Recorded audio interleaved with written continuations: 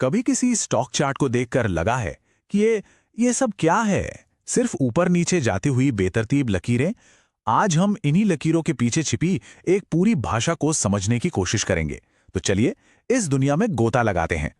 जरा सोचिए, क्या हो अगर ये चार्ट सिर्फ एक बेतरतीब शोर ना होकर एक भाषा हो, एक ऐसी भाषा जो मार्केट की पूरी कहानी बताती हो, लाखों इन्वेस्टर्स के डर और लालच की कहानी। और इस पूरे विश्लेषण का आधार यही है कि हम इस भाषा को पढ़ना सीख सकते हैं। इसी को हम कहते हैं तकनीकी विश्लेषण या टेक्निकल एनालिसिस।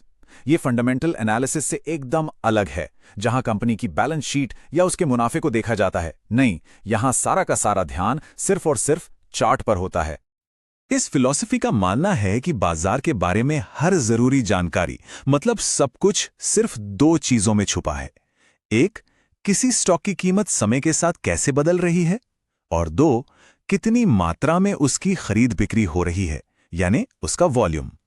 इनके हिसाब से बाकी सब कुछ इन्हीं से पता चल जाता है। तो अगर हमें ये नई भाषा सीखनी है तो शुरुआत करनी होगी इसकी वर्णमाला से, इसकी ABCD से।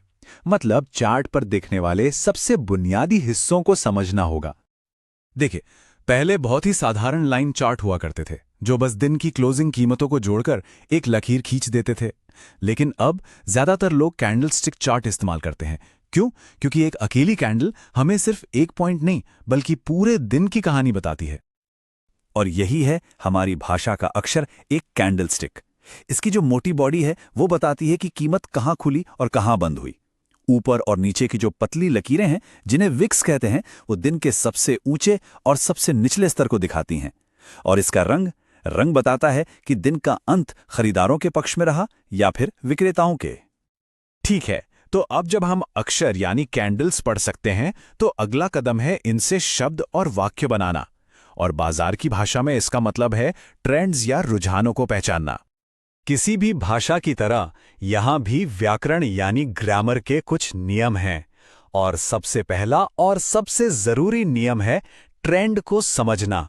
मतलब बाजार किस दिशा में बह रहा है। तो एक अप ट्रेंड यानी तेजी का रुझान बनता कैसे है? इसे एक ऊपर जाती हुई सीढ़ी की तरह सोचिए। कीमत एक नया हाई बनाती है, फिर थोड़ा नीचे आकर एक लो बनाती है। लेकिन अगली छलांग में वो पहले वाले हाई से भी ऊंचा एक हायर हाई बनाती है। और अगली गिरावट भी पहले वाले लो से ऊंचे एक हायर लो पर ही रुक जाती है। जब तक ये ऊपर की ओर सीढ़ियां बनती रहती हैं, हम कहते हैं कि ट्रेंड मजबूत है। और डाउन ट्रेंड यानी मंदी का रुझान, वो बस इसी का ठीक उल्टा होता है। यहां कीमत नीचे की ओर सीढ़ियां बनाती है, मतलब लोअर हाइज और लोअर लोज का एक सिलसिला। चलिए अब अगले अध्याय पर चलते हैं। जैसे अक्षर मिलकर शब्द बनाते हैं और शब्द मिलकर वाक्य, ठीक वैसे ही कैंडल्स और ट्रेंड्स मिलकर कुछ खास आकृतियां या पैटर्न्स बनाते हैं। और ये पैटर्न्स बाजार की एक पूरी कहानी बयां करते हैं। देखिए, कोई भी ट्रेंड हमेशा एक ही दिशा में नहीं चलता। ऐसा नहीं होता। जब कोई ट्रेंड कमजोर पड़ने लगता है या अपनी दिशा बदलने वाला होता है, तो चार्ट पर अक्सर कुछ जानी पहचानी आकृतियां बनने लगती हैं। ये पैटर्न्स हमें एक संभावित बदलाव का सिग्नल देते हैं। इसका एक बहुत ही क्लासिक उदाहरण है हेड एंड शोल्डर्स पैटर्न। इसमें 3 चोटियां बनती हैं।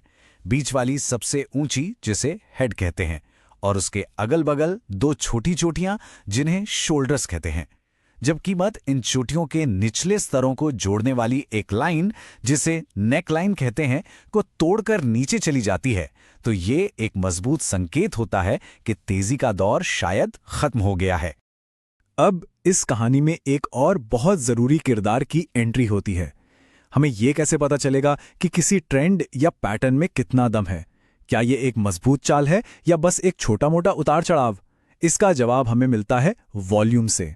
वॉल्यूम दरअसल किसी भी चाल की पुष्टि करता है। मतलब जब कीमत और वॉल्यूम एक ही दिशा में चलते हैं, जैसे बढ़ती कीमतों के साथ ऊंचा वॉल्यूम, तो यह एक मजबूत हेल्दी ट्रेंड का संकेत है। लेकिन अगर कीमत तो बढ़ रही है पर वॉल्यूम साथ नहीं दे रहा, तो यह एक चेतावनी का संकेत हो सकता है कि इस चाल में ज्यादा दम नहीं है। तो अब हम अपने इस विश्लेषण के सबसे जरूरी हिस्से पर आते हैं। इन सभी टूल्स और पैटर्न्स को जानने के बाद एक बात समझनी बहुत बहुत जरूरी है। और वो जरूरी बात यह है कि टेक्निकल एनालिसिस कोई जादू की छड़ी नहीं है जो भविष्य बता दे। ये संभावनाओं का खेल है। ये हमें बताता है कि क्या होने की संभावना ज्यादा है। ये किसी भी बात की गारंटी नहीं देता। इसीलिए इसे विज्ञान से ज्यादा एक कला कहा जाता है, एक ऐसी कला जिसे अनुभव के साथ निखारा जाता है। तो फटाफट रिकैप करते हैं कि आज हमने क्या सीखा।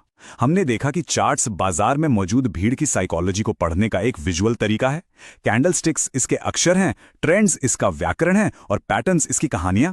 वॉल्यूम इन कहानियों में भावनाओं और मजबूती भरता है, और ये सब मिलकर हमें भविष्य की संभावनाओं को बेहतर ढंग से समझने में मदद करता है।